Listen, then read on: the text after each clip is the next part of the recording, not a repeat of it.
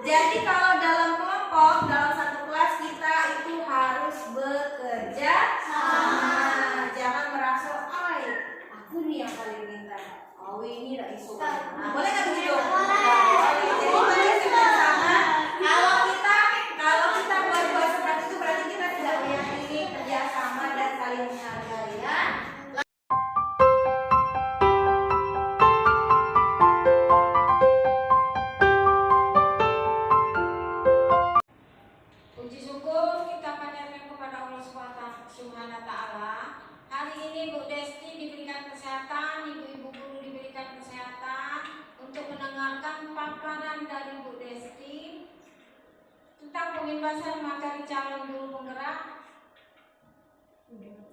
budaya positif yang akan disampaikan oleh Bu Desti. Waktu dan tempat saya persilakan Bu Desti untuk menyampaikan materinya. Ya, assalamualaikum warahmatullahi wabarakatuh. Selamat pagi ibu semua. Pagi ya. Kalau saya bilang selamat pagi, jawabnya pagi luar biasa. Kita ulang ya. Selamat pagi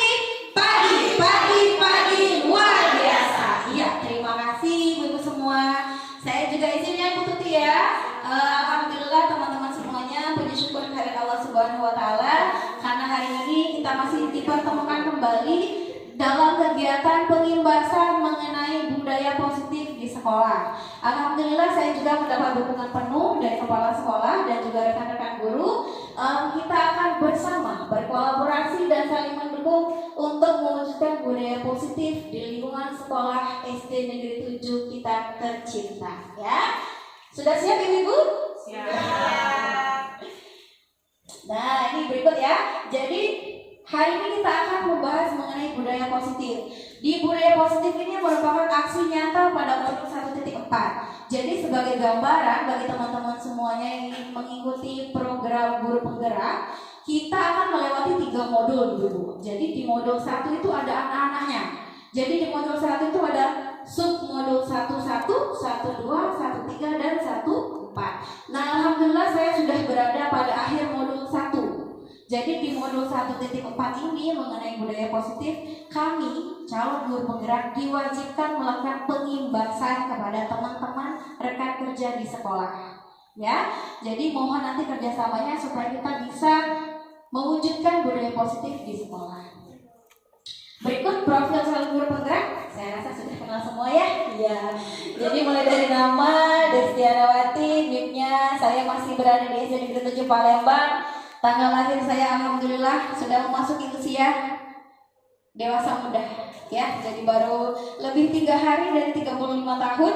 Kemudian IG FB dan YouTube kalau teman-teman semua ingin berselancar dipersilakan. Minta nomor handphone ya, Bu. Oh boleh nanti ya usia minta nomor handphone. Ya sekarang kita akan berlanjut pada konsep-konsep kunci budaya positif. Jadi untuk membudayakan budaya positif di sekolah ada 7 konsep yang harus kita pahami. Ya, Ibu ya. Jadi di antara 7 konsep itu ada yang pertama mengenai perubahan paradigma belajar. Yang kedua ada disiplin positif dan nilai kebajikan universal. Yang ketiga ada motivasi perilaku manusia. Yang keempat ada keyakinan kelas. Yang kelima ada kebutuhan dasar manusia. 6 ada posisi kontrol restitusi. Dan 7 ada segitiga restitusi. Mungkin bagi ibu-ibu semua agak asing mendengar bahasa-bahasa yang akan saya sampaikan. Karena jujur saja saya juga sebelum mengikuti pendidikan guru penggerak ini kurang memahami. Tapi setelah mengikuti pendidikan alhamdulillah sudah mulai memahami sedikit demi sedikit. Nah, beralih pada yang pertama, perubahan paradigma belajar. Untuk saat ini, menurut Ki Hajar Dewantara, jadi perubahan paradigma belajar ini tentunya konsep kita belajar yang dulu dengan yang sekarang itu berbeda, Ibu ya. Menurut Ki Hajar Dewantara, yakni Bapak Pendidikan Indonesia, pendidikan adalah menuntun segala kodrat yang ada pada anak-anak agar mereka dapat mencapai keselamatan dan kebahagiaan yang setinggi-tingginya, baik sebagai manusia maupun sebagai anggota masyarakat. Nah, dalam upaya mendidik anak ini, Ki Hajar Dewantara juga berpendapat bahwa pendidikan harus berpegang pada kodrat alam dan kodrat zaman. Jadi, kita sebagai pendidik ini harus menuntun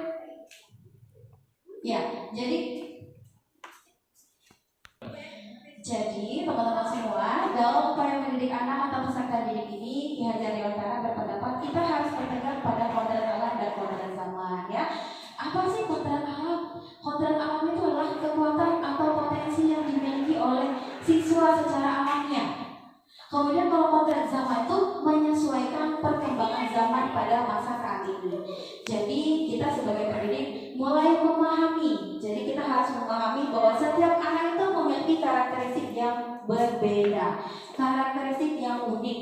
Mungkin Ibu Juli nilai seninya bagus, tapi mungkin di matematika mungkin tidak. Mungkin kalau Ibu Sari matematikanya oke, tapi kalau PJOK-nya mungkin tidak.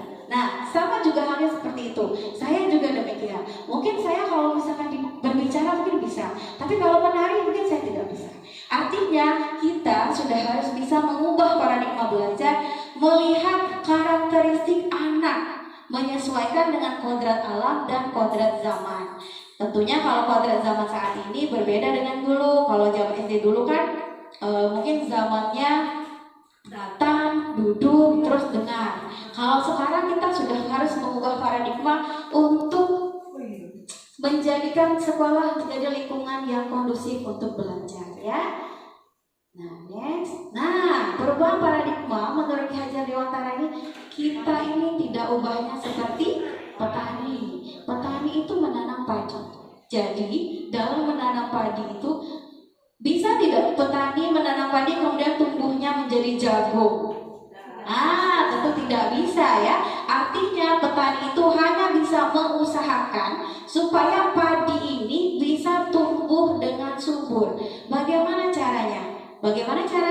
Mungkin dengan memberi pupuk, kemudian disiram, betul sekali Bu, kemudian membasmi hama-hama yang ada di sekitarnya agar padi ini bisa tumbuh dengan subur.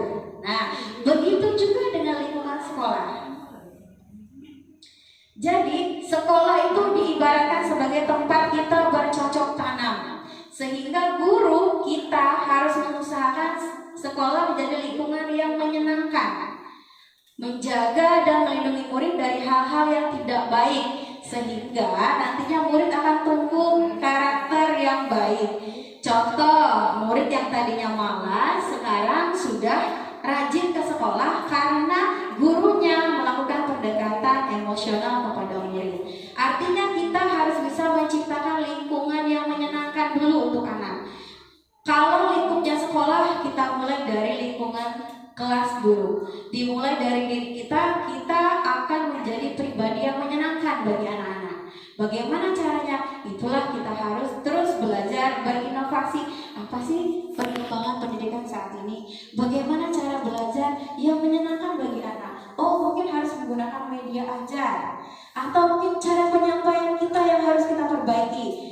Yang tadinya marah, yang tadinya kita bersuara keras sehingga membuat anak takut, maka kita akan belajar untuk bersama-sama membuat lingkungan sekolah menjadi lebih menyenangkan. Nah, jadi tanggung jawab kita sebagai guru menciptakan lingkungan positif yang terdiri dari keluarga, sekolah yang harus saling mendukung. Ya Bun ya?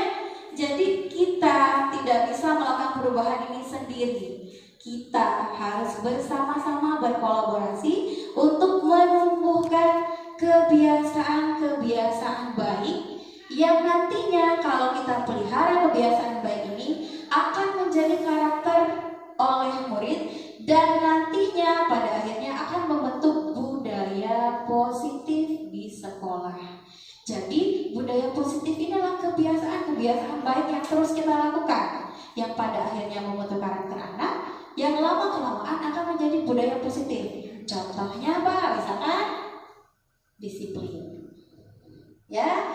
Nah, ini berikut adalah aksi nyata yang saya lakukan pada modul 1.1.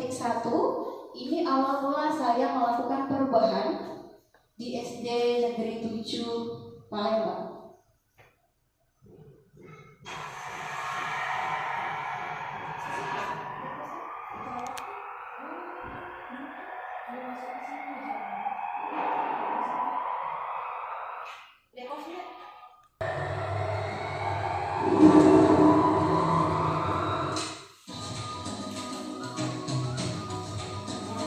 Assalamualaikum warahmatullahi wabarakatuh.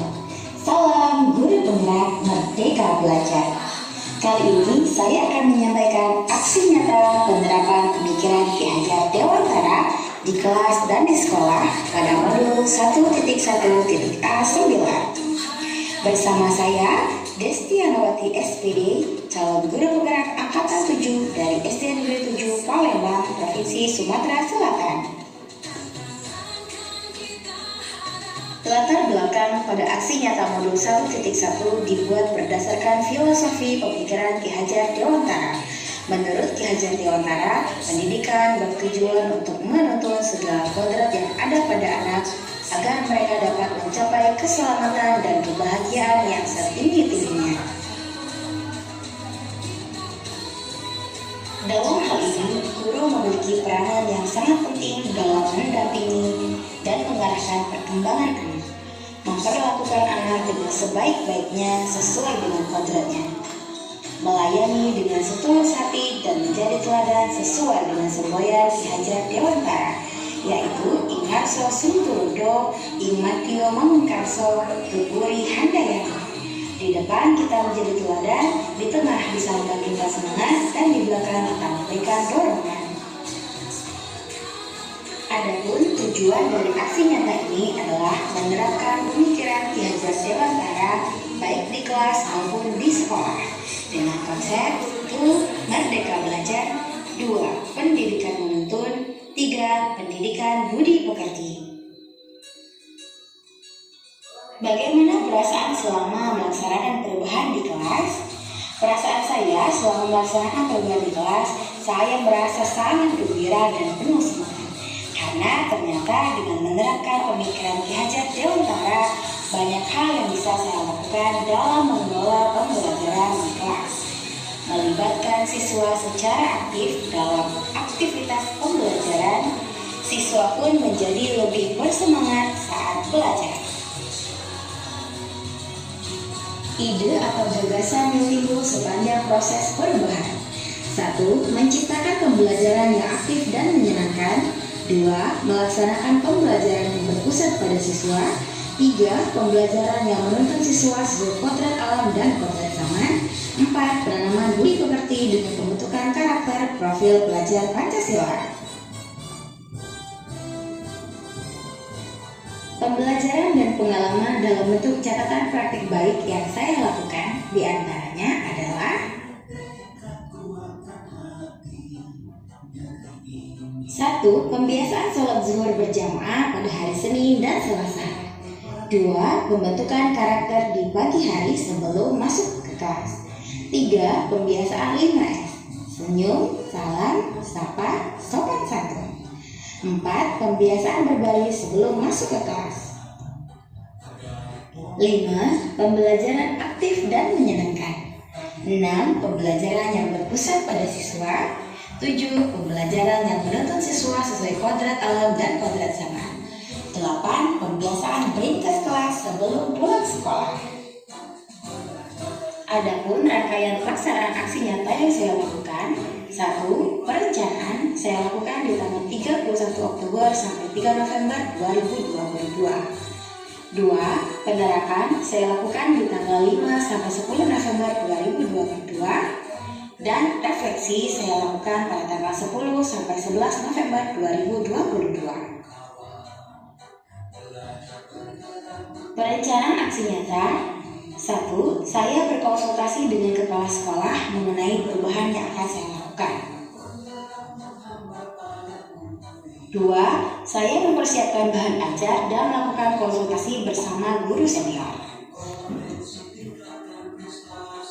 Berikut ini penerapan aksi nyata yang saya lakukan di kelas dan di sekolah. 1. Pembiasaan sholat zuhur berjamaah pada hari Senin dan hari Selasa.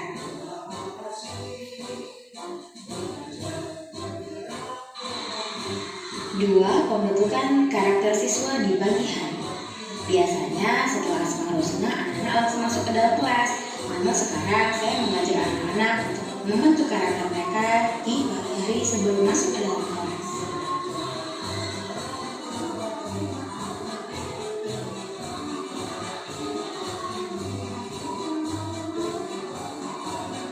3. Pembiasaan 5S.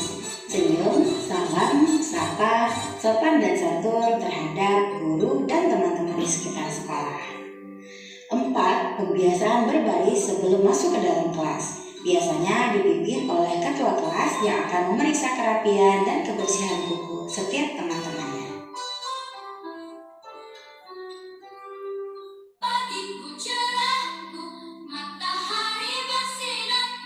Berikut adalah pembelajaran aktif dan menyenangkan yang sudah saya lakukan bersama anak-anak.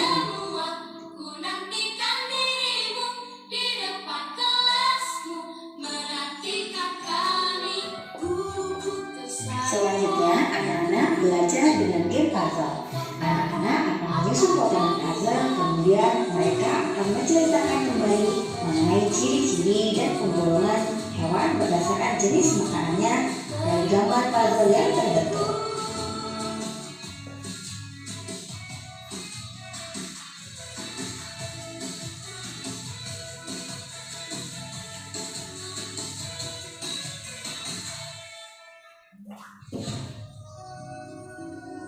Selanjutnya, saya melakukan ice breaking sebelum belajar. Ice breaking ini dilakukan untuk melihat tingkat kefokusan siswa sebelum pelajaran dimulai.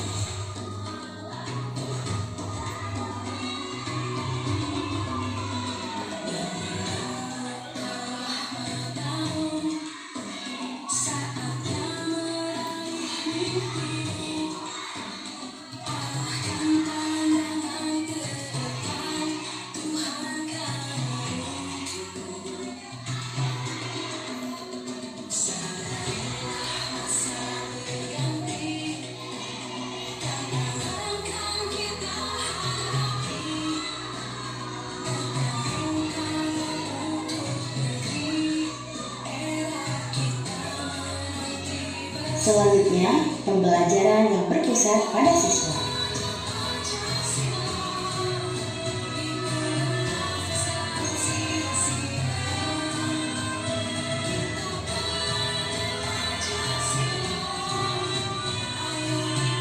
Berikutnya adalah pembelajaran yang menuntun sesuai kodrat alam dan kodrat zaman. Kali ini saya mengajak siswa untuk melakukan pembuatan kain jemputan khas Palembang. Saya juga melakukan pengenalan komputer kepada para siswa.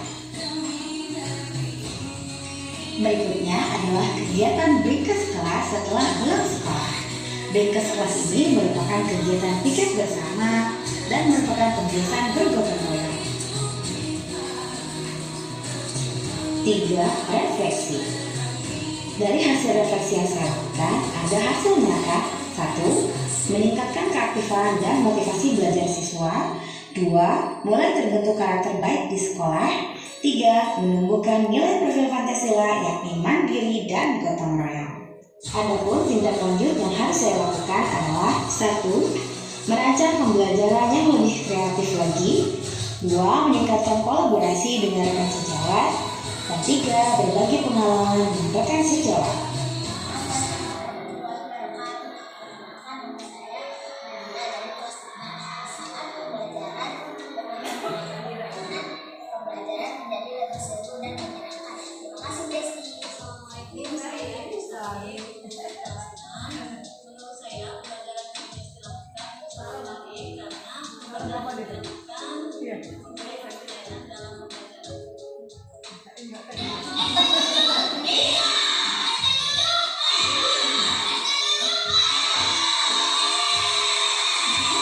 Demikianlah aksi nyata sudah saya lakukan pada modul 1.1. Terima kasih karena telah menonton video ini. Salam sehat dan bahagia. Wassalamualaikum warahmatullahi wabarakatuh.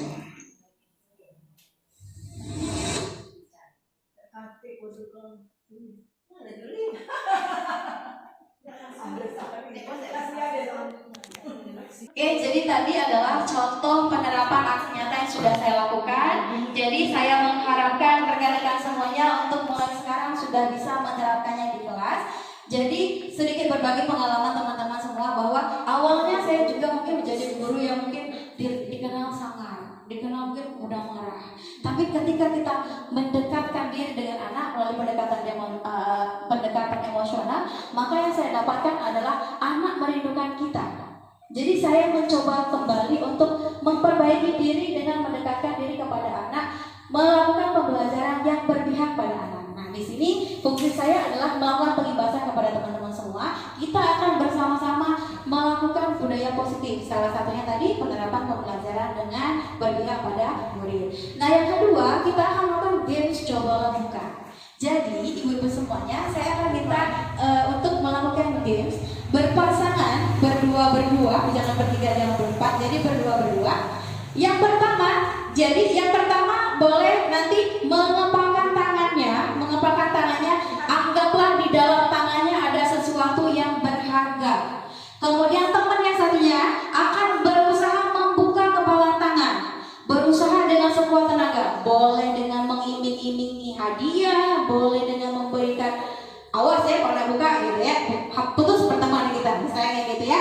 Jadi silakan teman-teman mencari berpasangan, boleh berhadapan ya boleh. Nah sekarang silakan tentukan dulu siapa yang salah satu temannya mengepalkan tangan, satunya harus membuka. Jadi ada yang membuka, nah yang merasa kepalanya muat boleh dia yang jadi tim untuk mengepalkan tangan, satu lagi tim untuk membuka kepala tangan. Siap ya? Sudah siap? Ya, kita mulai ya. Yang satu mengepalkan, berarti Bu Juli mengepalkan tangan. Bukan panco Bu Juli. Mengepalkan tangan, jadi mengepalkan dua tangan. Dua. Nah, Ibu Sari bersatu membuka. Nah, ya. Oke, siap ya? Yang mengepalkan, oke, Bu Eka yang mengepalkan, Bu Eka. Oke, siap ya? 1, 2, 3. Silakan. Harus berusaha sekuat tenaga untuk membuka kepala tangan temannya. Harus berusaha mengepalkan kedua, ayo, sampai 20 detik ya, ayo, boleh dibeli tinggi, boleh dibeli boleh.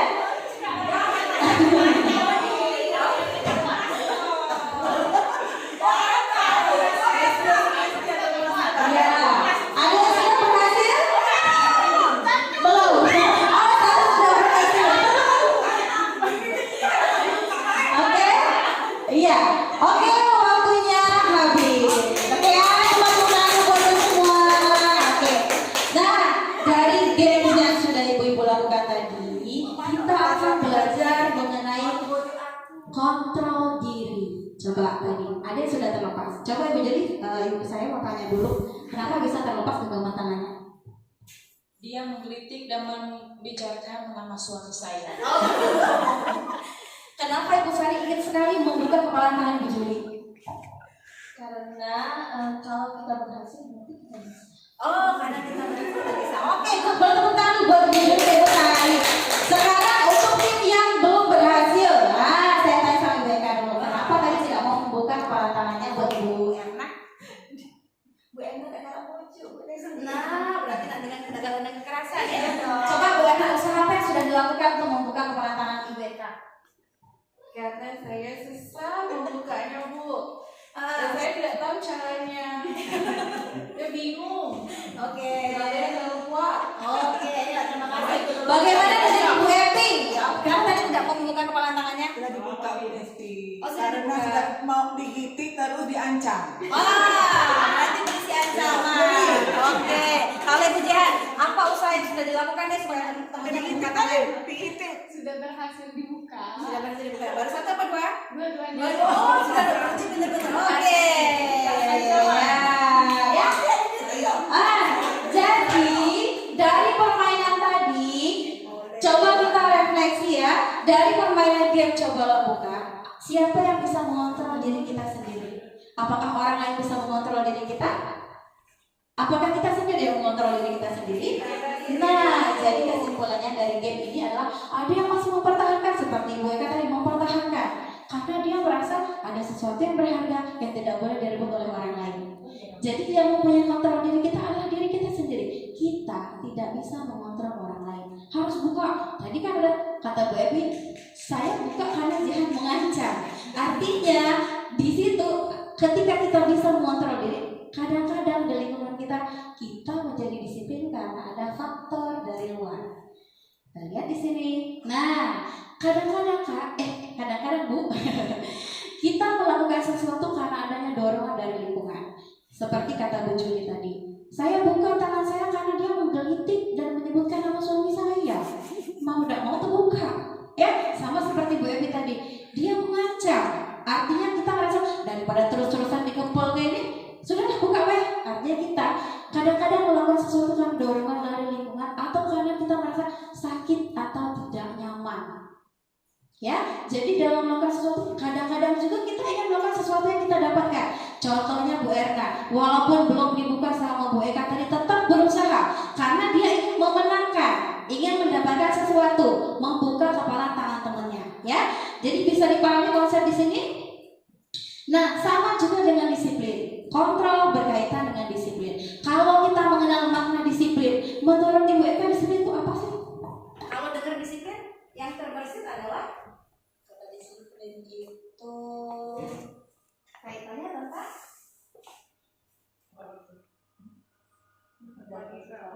tepat waktu. Terus apa lagi? Boleh, Bu Juli? Kaitan tentang disiplin itu apa? Pastinya datang tepat waktu. Datang tepat waktu. Terus disiplin dengan memakai baju. Oke, disiplin pakai baju. Ada lagi yang mau memberikan komentar? Ya, jadi kalau kita berbicara mengenai disiplin, yang terbayang adalah tentang peraturan.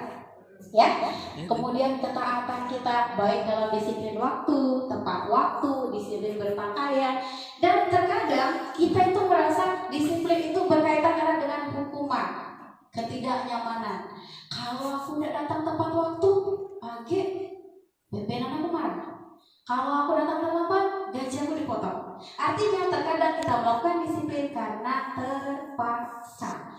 Nah, makna disiplin menurut Ki Hajar Dewantara adalah berasal dari kata disiplinah yang artinya belajar. Jadi seseorang itu harus paham betul mengapa mereka harus belajar. Sehingga motivasi yang muncul adalah motivasi intrinsik atau motivasi yang berada dalam diri. Jadi anak-anak tuh harus kita tumbuhkan sebagai pendidik. Tujuan kita adalah menciptakan anak-anak yang memiliki disiplin diri. Disiplin diri maksudnya dia paham bahwa dia harus disiplin tanpa karena ada hukuman atau tanpa akan dapat penghargaan. Jadi tugas kita sekarang adalah menciptakan kondisi di mana anak-anak itu merasa nyaman dulu. Setelah dia merasa nyaman dalam lingkungan kelasnya, di lingkungan sekolahnya, maka dengan sendirinya akan tercipta disiplin diri dalam siswa.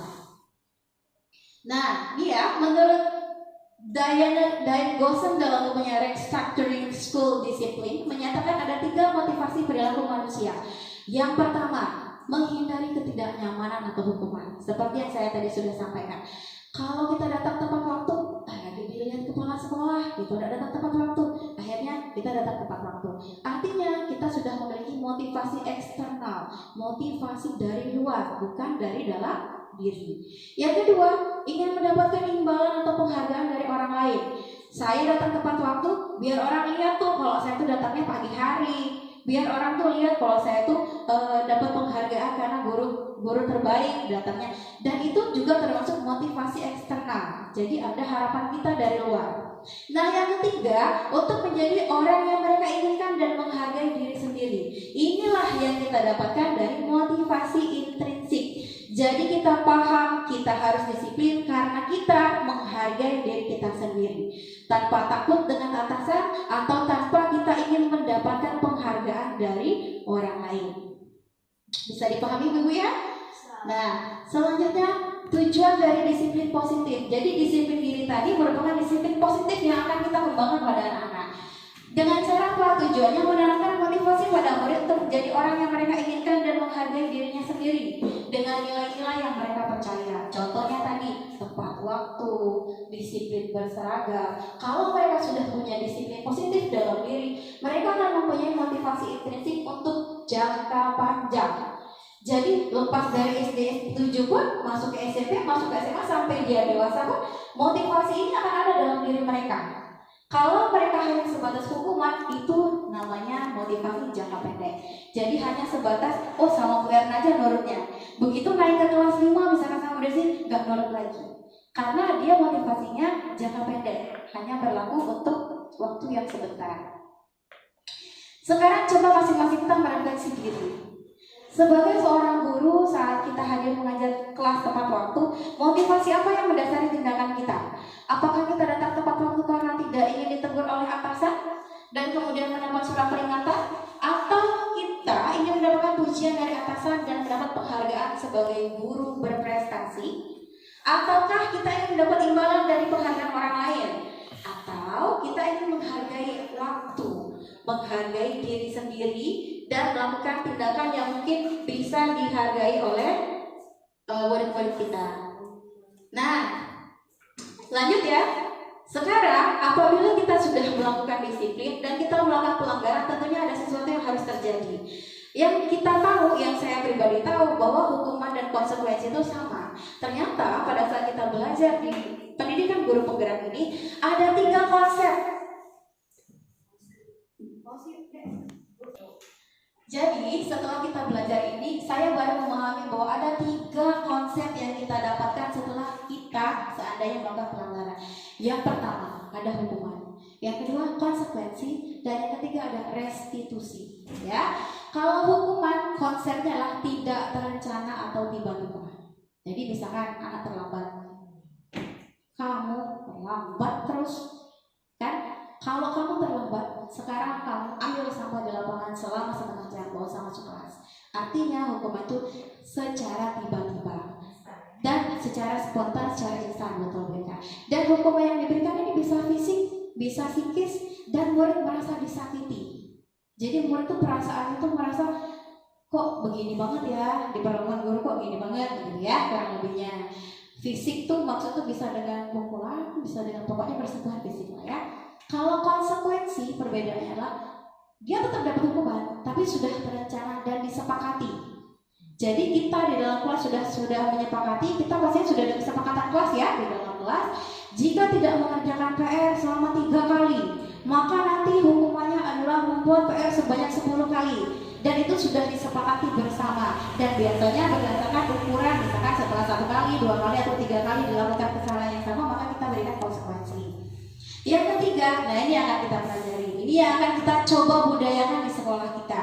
Jadi restitusi itu merupakan proses perbaikan atas kesalahan anak. Jadi kita membutuhkan kolaborasi yang mengajarkan murid untuk mencari solusi. Selamanya kan kita kalau misalkan anak datang terlambat, kita hanya marah sebatas itu aja. Sekarang kita akan belajar bagaimana mencari solusi atas permasalahan mereka, membantu mereka untuk berpikir seperti apa mereka yang mereka inginkan dan bagaimana mereka harus memperlakukan orang lain. Kalau misalkan kejadiannya mukul, jadi kita tidak hanya menghukum karena akibat kesalahannya, tapi kita berusaha mengajak anak, apa sih solusi yang akan kalian dapatkan kalau kalian melakukan kesalahan ini lagi, gitu ya. Lanjut.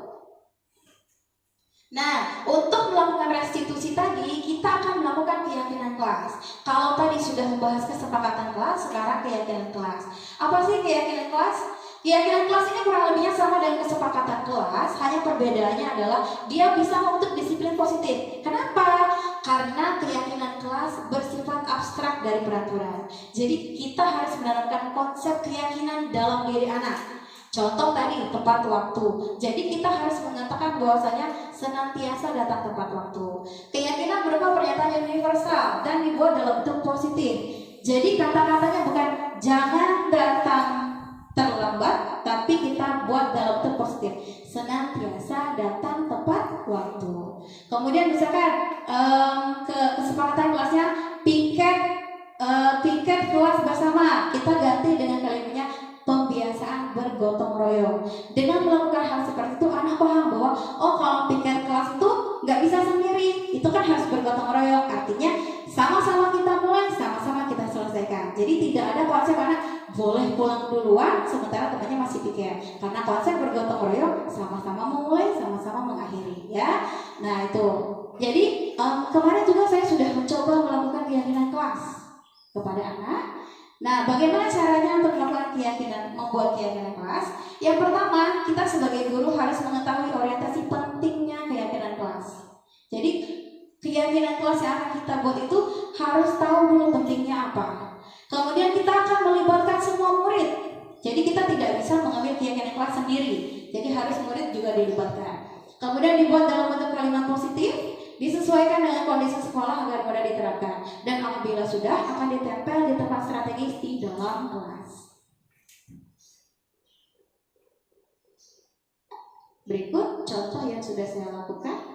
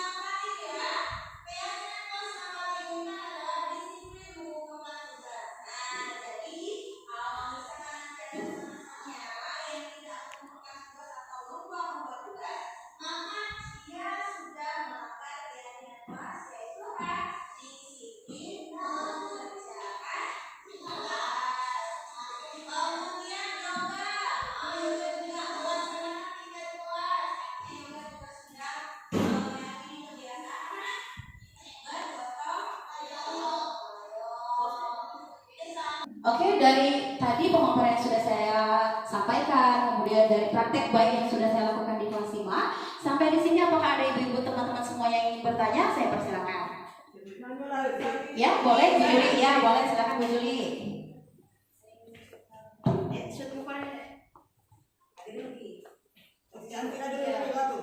Saya ingin bertanya kepada Bu Desti, yang sudah kita dengarkan tadi beberapa macam media atau yang sudah Ibu ajarkan kepada anak. Menurut saya kan mengajar di kelas 3.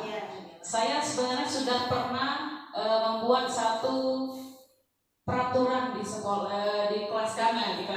Dan itu mereka masih bingung, Bu, apa itu peraturan di kelas? Mereka tahu kan di sekolah. Saya jelaskan seperti itu. Dan sudah kami sepakati semua, ada yang jangan datang terlambat. Terus kalau misalkan tidak membuat pelajaran atau PR dapat hukuman, tapi saya tidak menghukum yang berat itu kan. Terus sudah kami buat, tapi mereka hari berikutnya masih seperti itu. Hari berikutnya, padahal sudah saya jelaskan bahwa peraturan di sini seperti ini. Mereka tuh masih bermain-main, sehingga saya agak susah, agak sulit melakukan pelajaran-pelajaran yang sudah saya lewati waktu itu. Nah, bagaimana Bu kira-kira? Karena di kelas tinggi mungkin lebih mengerti dibandingkan dengan kelas 3. Ya, Terima kasih. ya, terima kasih Bu Juli ya. Baik, terima kasih Bu Juli untuk pertanyaannya. Jadi Bu Juli tadi merasa sedikit kesulitan karena karakteristik anak kelas 3 itu kan masih konsepnya main-main begitu ya. Nah, untuk menjawabnya Bu Juli kembali pada keyakinan awal tadi. Jadi kita memulai dari disiplin diri anak. Kita harus menciptakan disiplin diri dalam diri anak untuk menjadi motivasi intrinsik di dalam dirinya. Jadi dengan cara bagaimana? Melakukan pendekatan emosional, ya. Jadi kita harus dekat dulu nih kepada anak. Jadi dekatnya itu bukan hanya sebatas jiwanya berdua tapi berdekatan, tapi hatinya. Ada keterkaitan koneksi antara guru dan siswa. Kita tanya baik-baik, kenapa anak melakukan hal tersebut? Kenapa tidak bisa mengikuti peraturan? Kalau dia sudah, maka kita akan meyakinkan dengan keyakinan kelas ini. Ya, jadi kita membuat keyakinan kelas ini sederhana aja. Kalau misalkan untuk di kelas rendah, misalkan keyakinan dirinya terhadap tepat waktu mengumpulkan tugas. Jadi anak-anak diarahkan nanti sepulang sekolah kakak kerjain dulu ya tugasnya, nanti baru boleh main. Kalau belum selesai nanti kakak melanggar keyakinan kelas kita mengenai apa? Tepat waktu dalam mengumpulkan tugas. Berarti nanti kakak tuh tidak meyakini apa yang sudah kita sepakati. Ya, Bu Julia, nanti boleh Bu Juli coba. Nanti kita akan merefleksi lagi setelah Bu Juli melakukan pendekatan emosional, kemudian kita melakukan keyakinan kelas, maka kita akan lihat respon selanjutnya dari anak-anak tersebut ya. Oke, lanjut ya. Nah, berkaitan dengan keyakinan kelas, kita juga akan belajar mengenai 5 kebutuhan dasar manusia. Jadi, ibu-ibu, sebagai manusia kita membutuhkan 5 kebutuhan dasar. Kalau 5 kebutuhan dasar berarti kebutuhan pokok, kebutuhan penting. Di antaranya, 1, kebutuhan bertahan hidup. Nah, ini jelas ya. Kebutuhan bertahan hidup itu berarti yang primer, makan, sandang, pakaian, rumah, termasuk kebutuhan biologis itu juga masuk dalam kebutuhan bertahan hidup. Makanya kadang-kadang orang kalau kebutuhannya tidak terpenuhi kadang-kadang suka mencari keluar. Ya, yang kedua, rasa kasih dan sayang dan diterima oleh lingkungan. Kita sebagai makhluk sosial membutuhkan koneksi dengan lingkungan. Kadang-kadang, misalkan pada anak-anak, kalau misalkan dia merasa tidak diterima, maka dia akan minder. Yang ketiga adalah penguasaan kebutuhan atau pengakuan atas kemampuan. Nah, di sini anak-anak itu ingin dihargai atas kemampuan yang dia punya. Makanya kadang-kadang kayak di kelas kan misalkan, Bu Juli, aku bikin ini loh. Nah, respon guru itu menentukan. Atau misalkan, ya sudah, duduklah. Respon anak tuh akan merasa, oh kebutuhan penguasaan, kebutuhan atas kemampuannya tidak terpenuhi. Makanya kadang-kadang anak-anak tuh mencari perhatian. Dia keluar gitu, sampah-sampah dibongkar ya misalkan. Karena apa? Respon guru menentukan kebutuhan mereka. Kemudian yang keempat, kebebasan. Kadang-kadang anaknya merasa bosan di sekolah. Ya, lama nih Bu di sekolah nih, ngapain sih gitu. Karena apa? Karena merasa mereka terkekang di sekolah. Untuk itu penting sekali bagi kita memahami apa sih yang mereka butuhkan. Oh, misalkan kebebasan ini berkaitan dengan pilihan. Seperti yang sudah saya tertarik banget dengan Ibu Erna pada saat melakukan pembelajaran. Misalkan seni, ada tari, bisa juga dengan bernyanyi. Artinya anak diberikan pilihan untuk bebas memilih apa yang jadi minat dan keinginannya. Nah, yang terakhir adalah kesenangan. Sama seperti kita juga butuh kesenangan. Anak-anak juga demikian. Maka penting sekali bagi kita sebagai pendidik menciptakan lingkungan yang menyenangkan agar anak-anak didik kita merasa senang. Bagaimana caranya? Itu tadi, kita harus belajar membuat media ajar, kemudian kita juga harus belajar berinovasi, mengikuti perkembangan zaman pendidikan yang seperti apa, ya. Lanjut. Nah, kebutuhan dasar manusia ini apabila kebutuhannya tidak terpenuhi, maka kita akan melakukan sesuatu yang melanggar peraturan atau tidak sesuai dengan nilai-nilai kebajikan. Contoh, misalkan seorang murid yang tidak merasa diterima, maka anak tersebut akan memisahkan diri pada teman-teman yang lain. Pernah kita lihat ya, misalkan anak itu dalam kelompok menyepi di pojok situ. Ketika kita bilang, ayo Kak bergabung, ternyata memang setelah kita amati, anak tersebut merasa tidak diterima dalam kelompok.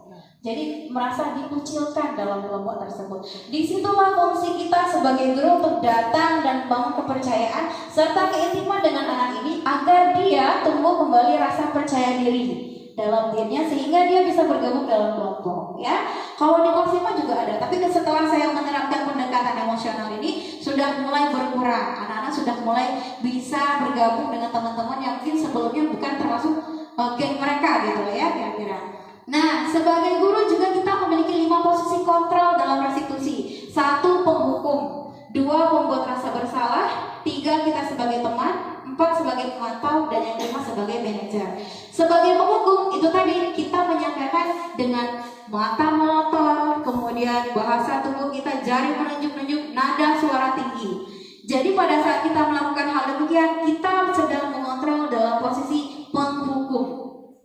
Misalkan patuhi aturan saya atau awas, kamu selalu saja salah, pasti selalu yang terakhir selesai.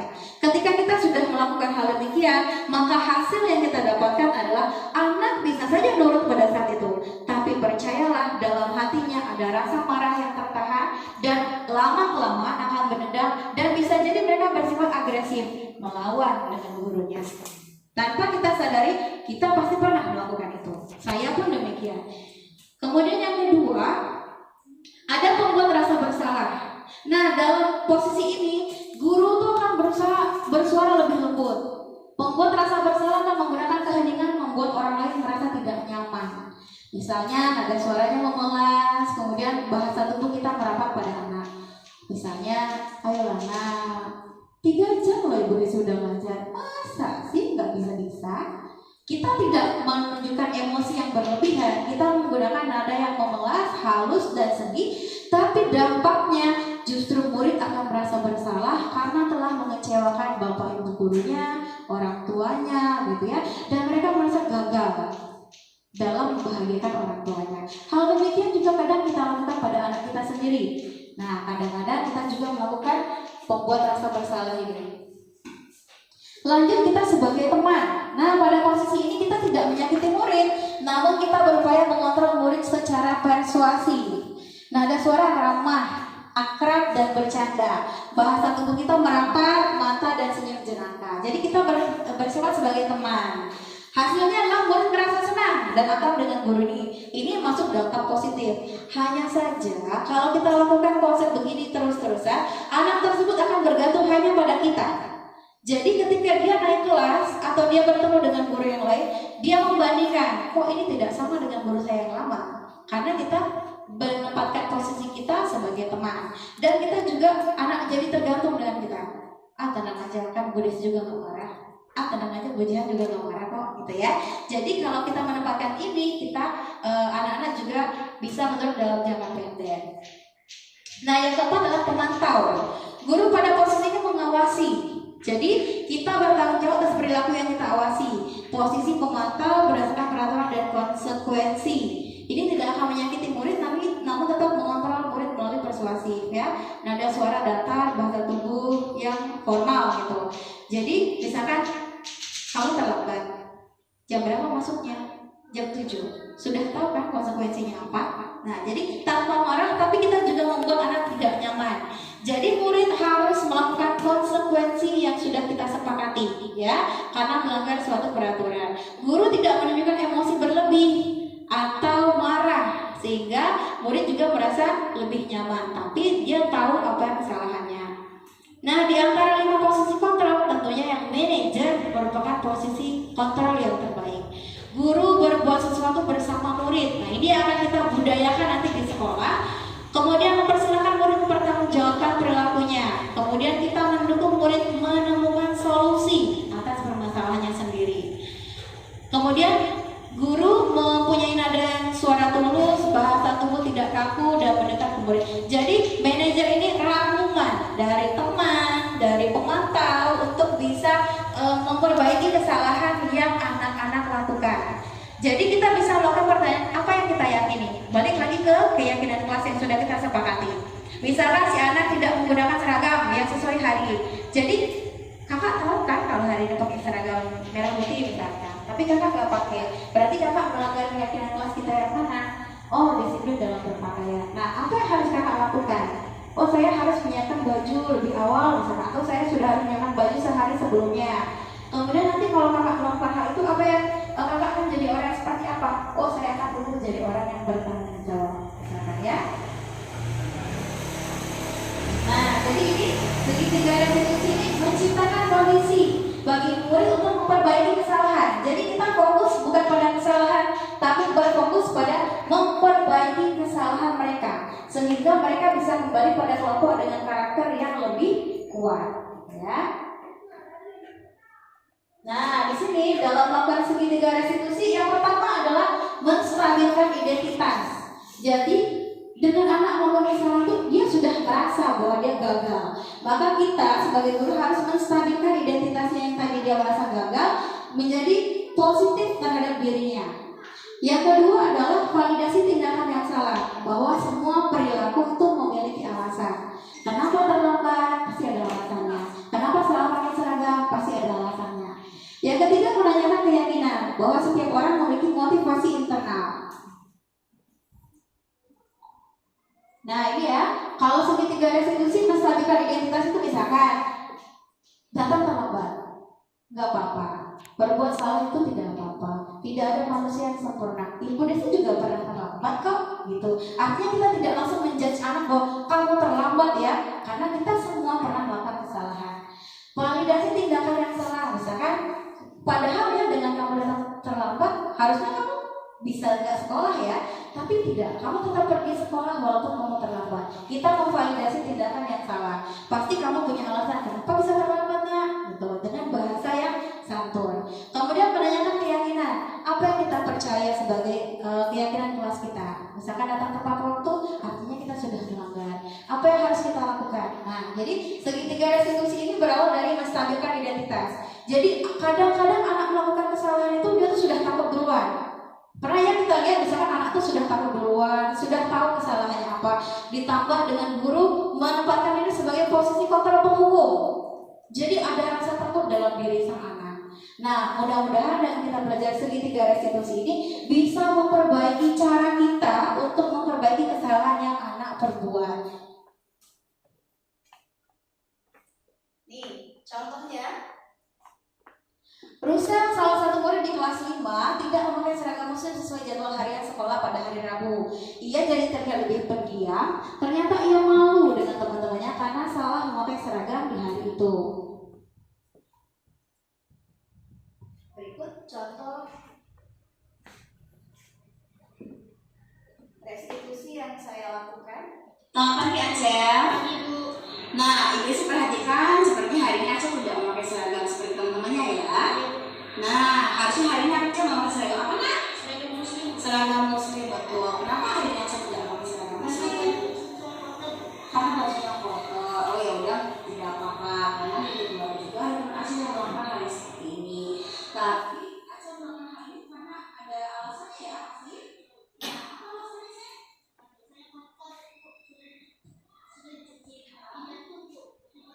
Oh, bajunya sudah dicuci, terus dijemur, jatuh terus kotor lagi. Ya, jadi Acel mau ke sekolah menggunakan seragam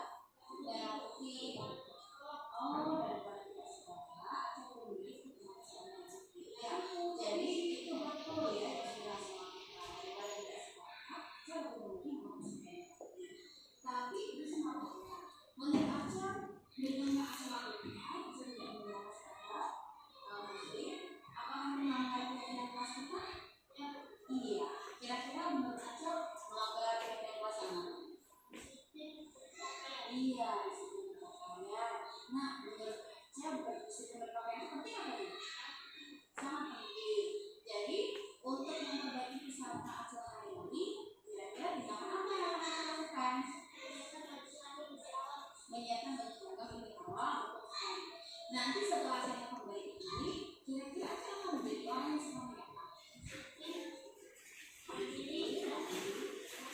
Oh gitu, jadi harus menjadi orang yang disiplin, dan ya. Jadi kalau begitu, Aceh buat kesalahan ini, berusaha nanti tidak ulang lagi ya. Ya sudah, kalau begitu Aceh sudah boleh masuk dalam kelas ya. Ya.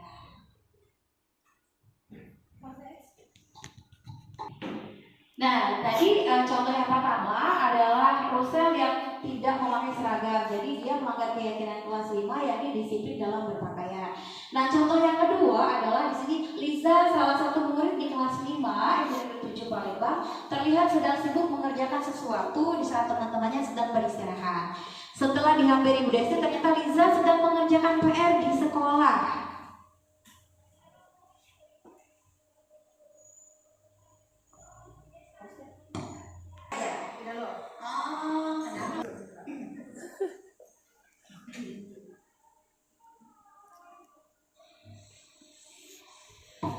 Liza sedang apa, Nak? Oh, Liza tidak mengerjakan PR mereka ya? Oh, kenapa Liza tidak mengerjakan PR, Nak? Oh, Liza bermain ya, Liza tidak mengerjakan PR. Nah, Liza kan tidak mengerjakan PR-nya hari ini. Ya udah nggak apa-apa, karena bukan Liza aja yang tidak mengerjakan PR. Ada juga temannya yang tidak mengerjakan PR kan tadi. Nah, tapi Liza tetap pergi ke sekolah ya, walaupun tidak mengerjakan PR. Iya, jadi Liza walaupun tidak mengerjakan PR, tapi bisa masuk penjelasan baru pergi ke sekolah ya. Iya, itu sudah bagus sebenarnya apa? Karena semua orang juga sudah pernah melakukan kesalahan ya, termasuk juga Liza begitu. Nah, menurut Liza melakukan hal ini pasti ada alasannya kan? Iya, apa alasannya? Mengerjakan PR. Oh, jadi Liza sekarang bermain ya di rumah ya? Oh, iya, oke. Nah, Liza tahu tidak apa yang Liza lakukan di betul atau tidak? Tidak ya. Menurut Liza dengan yang Liza lakukan ini melanggar keyakinan kelas kita enggak? Iya, melanggar keyakinan kelas yang mana?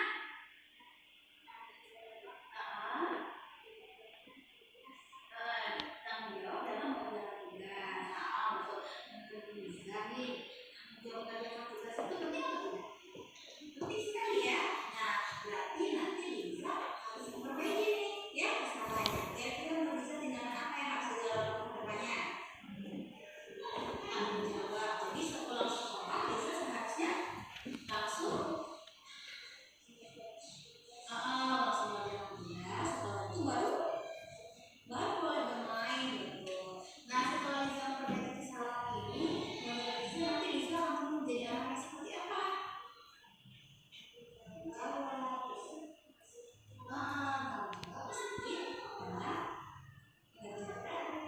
Iya, betul sekali. Jadi Liza harap setelah Liza memahami apa kesalahannya dan berusaha memperbaikinya, Liza harapkan nanti Liza bisa mengulangi lagi kesalahannya ya. Iya, harus belajar dan jangan lupa mengulangi tugasnya dengan penuh tanggung jawab. Iya, sekarang Liza boleh melanjutkan pembelajaran berikutnya ya.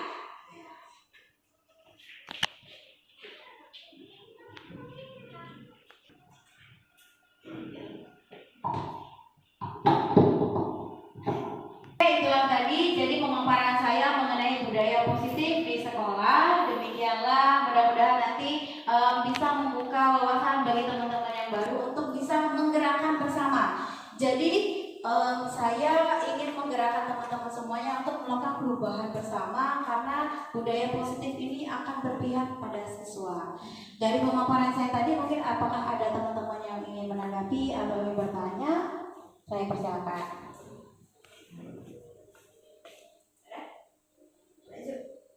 Tidak?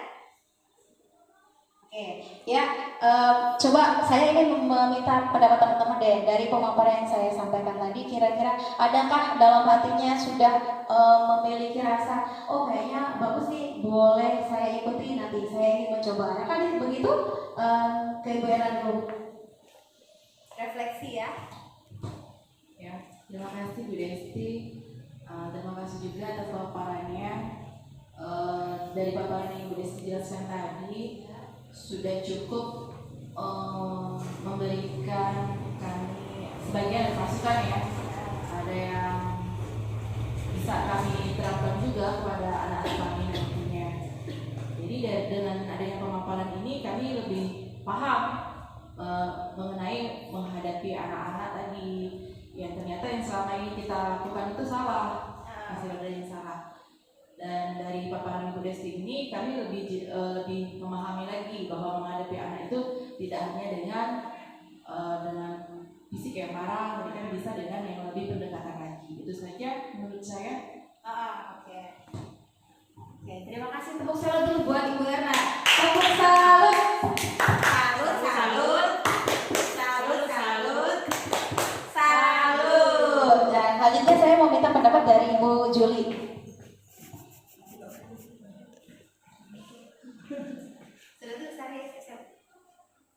Yang sudah Ibu paparkan tadi, dari saya pribadi jujur, saya selalu melakukan memang yang salah karena saya selalu memarahi anak. Itu mungkin berdampak, makanya mereka terlalu, kalau misalkan sudah sekali nurut, sudah tidak menurut lagi.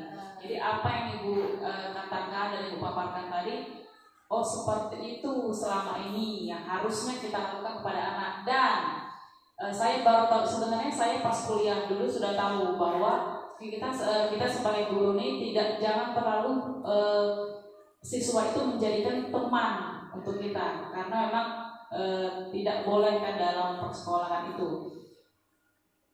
Ya mungkin itu saja dari saya, dan dapat banyak manfaatnya dari sini untuk saya. Terima kasih. Iya, terima kasih Bu Juli. Tepuk salut dulu buat Ibu Juli. Tepuk salut. Salut, salut. Salut, salut. Salut. Terakhir ya, kita bisa pendapat Ibu Sari. Ya, terima kasih Bu Desti, terima kasih juga atas pemaparan materinya yang luar biasa.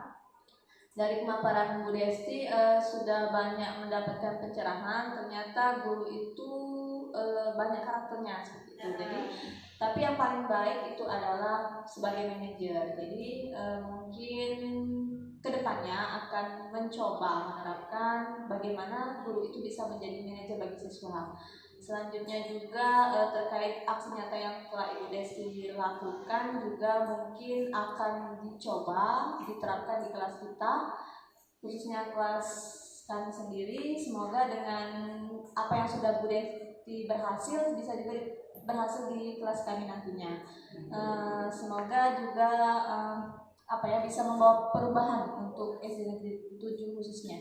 Terima kasih Bu Desti. Iya, tepuk salut dulu, tepuk salut. Salut, salut. Salut, salut. Salut. Ya, terima kasih untuk tanggapan semuanya. Jadi mudah-mudahan kita bisa berkolaborasi bersama untuk mulai menerapkan. Jadi kita tidak bisa langsung step, oh sudah jadi nih, mau kita harus memulai perlahan-perlahan. Dimulai dari mana? Dimulai dari hal yang kecil, dimulai dari saat ini, dan kita mulai dari diri kita sendiri. Jadi kita sebelum membudayakan positif ke anak, kita juga harus menjadi teladan bagi anak-anak. Dimulai dari diri kita, kesadaran diri kita harus bisa menciptakan disiplin positif dalam diri, sehingga nantinya akan menjadi karakter kepada anak-anak dan akan membudaya positif di sekolah. Itu saja pemaparan dari saya. Mohon maaf mungkin apabila ada kata-kata yang mungkin kurang berkenan bagi ibu-ibu semua. Mudah-mudahan nanti kita bisa berkolaborasi menerapkan pentingnya budaya positif di sekolah. Saya akhiri. Wassalamualaikum warahmatullahi wabarakatuh.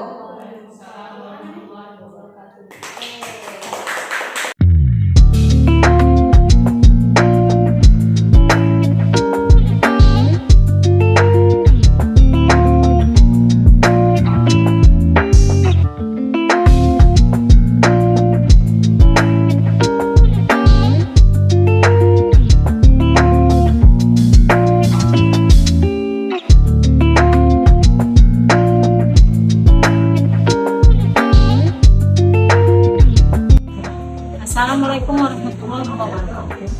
Saya Nama Tuti Sakti, sebagai Kepala Sekolah SD Negeri 1 di Papua. Saya mengucapkan selamat kepada Ibu Desti Anawati SPD sebagai calon guru yang telah melakukan pembahasan budaya positif bersama guru-guru SD dan kelas 1 pada hari ini, hari Jumat tanggal 16 Desember 2022, mulai dari jam 9 pagi sampai jam 10.30 waktu Indonesia Barat.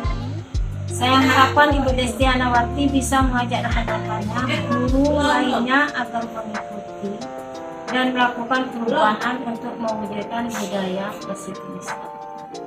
Terima kasih. Assalamualaikum warahmatullahi wabarakatuh.